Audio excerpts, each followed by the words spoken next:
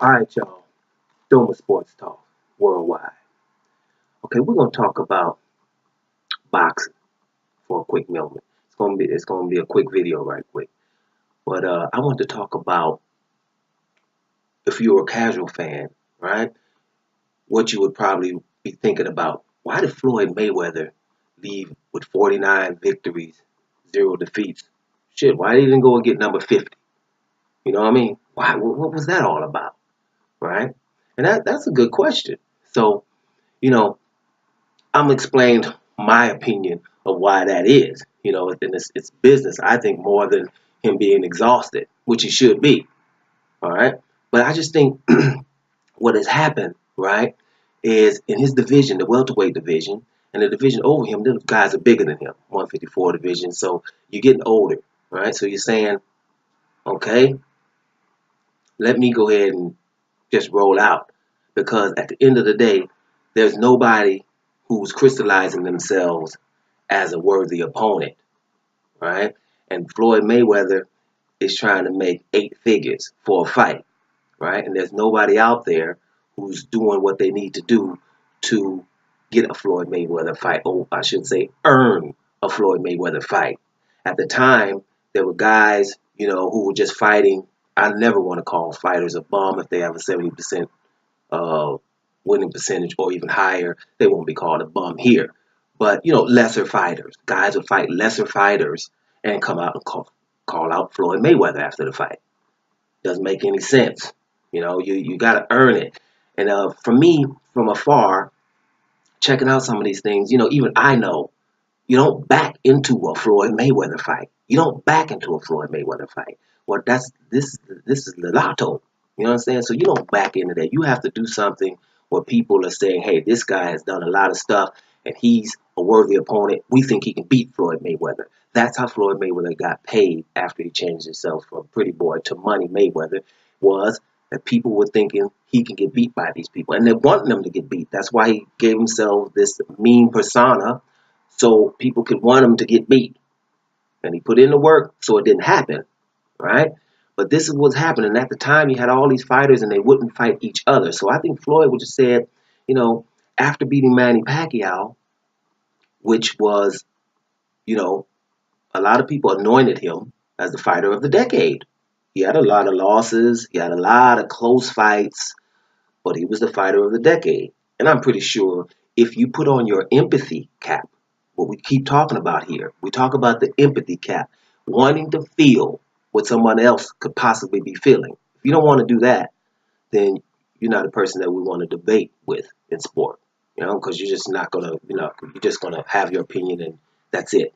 You're not like trying to listen to anybody else or trying to feel whatever someone else could possibly feel.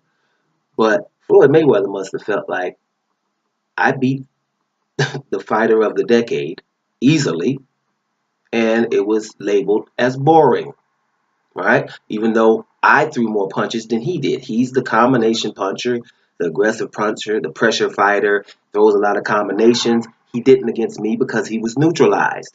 I didn't get credit for that. But they called it is boring because their guy didn't win, right? So you'd have to take that hit after all of this stuff you've been hearing for years. So then you say, okay, well, I'm going to take one more fight and I'm out of here. I have a contract. I got one more fight. So I will fight Berto, right? What happens? People are outraged at the Berto fight, right?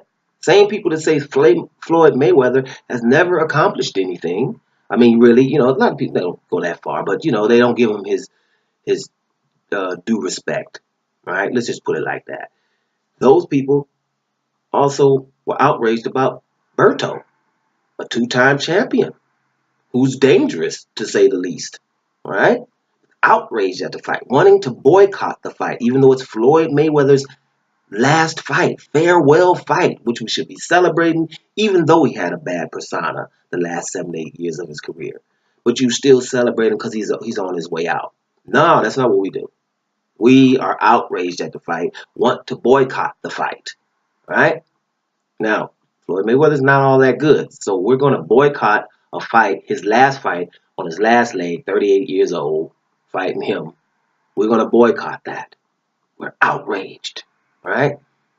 And see, those kind of things are what makes this man say, hey, I got to get up out of here.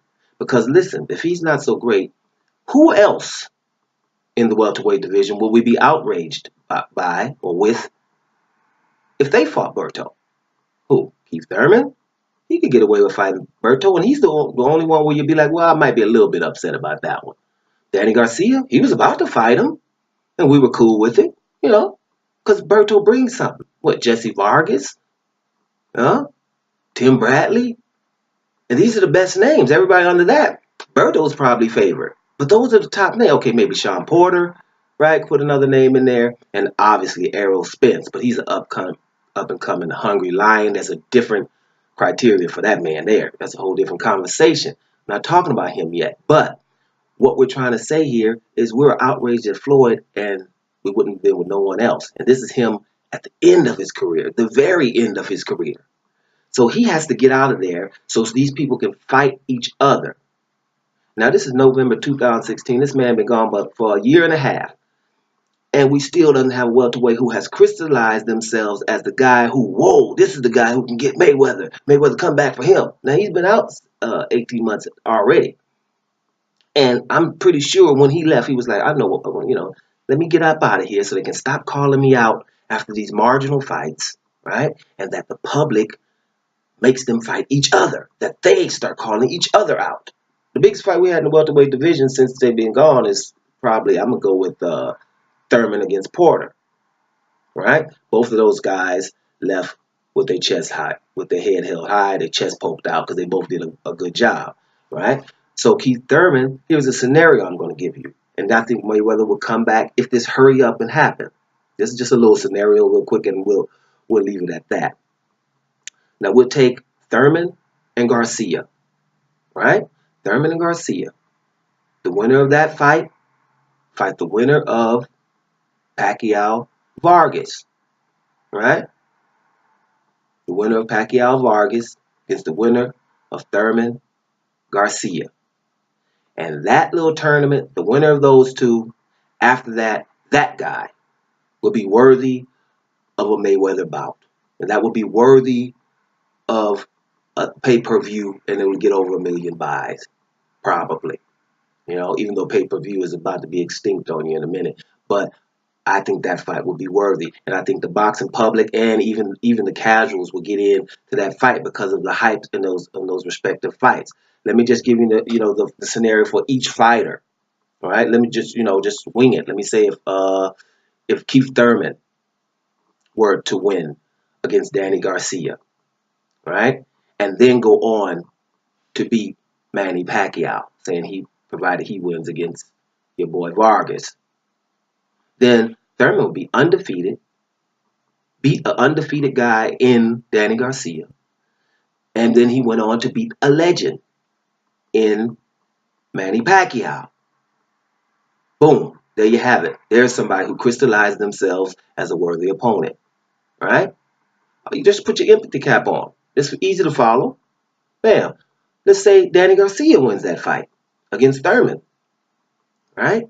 Then Danny Garcia goes on and beats Pacquiao. I'm sorry, Vargas. I'm going to keep using Pacquiao here.